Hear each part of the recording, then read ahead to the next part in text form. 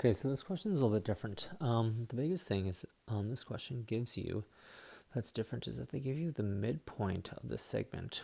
And so basically you have point A, you have the midpoint, and you have to find the other value. So you already have the midpoint, and you're basically trying to find this point and this point. So that's the tricky part. When I do this equation, sometimes it's easy to think about it as x of the endpoint, y of the midpoint equals x1 plus x2 over 2, y1 plus y2 over 2. And then I split the equation up into x equals x to the midpoint equals x1 plus x2, because really it's two kind of independent equations put together.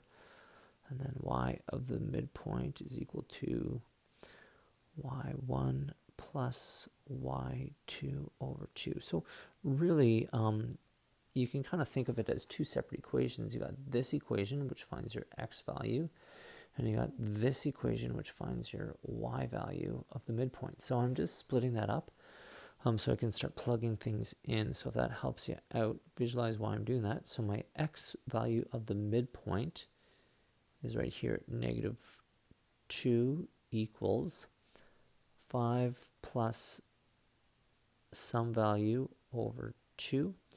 I need to get x by itself, so I'm going to multiply everything on this side by 2 and multiply this by 2. I know that these 2's cancel out. I know that -2 times 2 is -4 equals 5 plus something.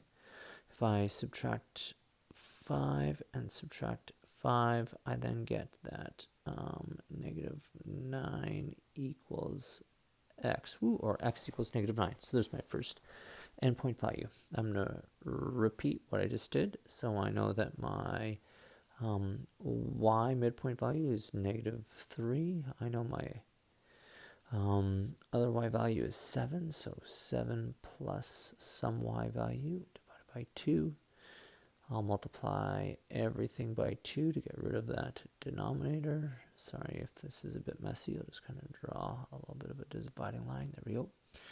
2 times -3 is -6.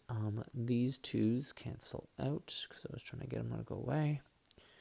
And that's 7 plus something equals y. Am I going to get, oh gosh, I hate it when I do this. Sorry about that. Bad example to be picked, but whatever.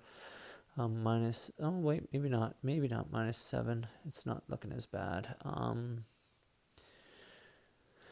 Those cancel out. Sorry, that was a bad cancel. Those cancel out. -6 minus 7 equals -13.